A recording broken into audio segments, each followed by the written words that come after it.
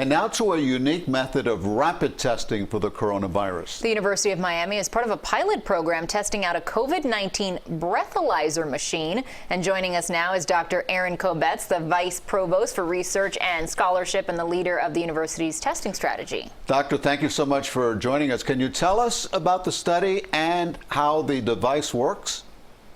Sure. Thank you so much for providing me the opportunity to be here. The University of Miami is really excited to be on the forefront of innovation by being one of the first universities in the country to test this breathalyzer test. And basically all it involves is blowing into a little capsule. Our saliva contains viral particles, and we use those viral particles to detect whether somebody has COVID or not. How does this compare to that nasal swab that a lot of people sometimes say had them seeing stars because it goes up pretty high? There are other ones that aren't quite as invasive, but is one more effective or accurate than the other? So that's actually what we're trying to figure out, Lauren. You're seeing images of the University of Miami's testing site. We opened this at one of our Pavia garages on campus. We're screening over 1,000 students here per day, and they undergo the mid-nasal swab. They collect that themselves. We are testing to see how the saliva test compares, both in terms of accuracy and preference. Now, from what you're describing, it sounds very similar to a breathalyzer exam that you would get, for example, which police use for suspected drunk drivers. Am I correct about that? And what is the advantage of this over the swab?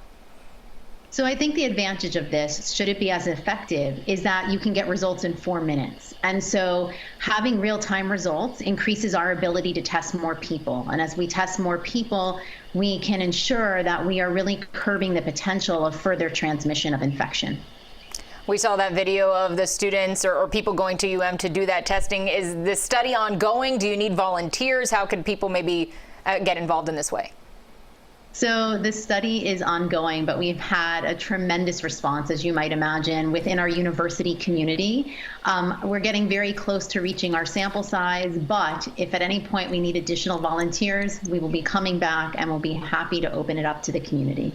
How do you foresee this being used? Would people go to a doctor to do this? Is it something that you could take home and test yourself and your family and get quick results?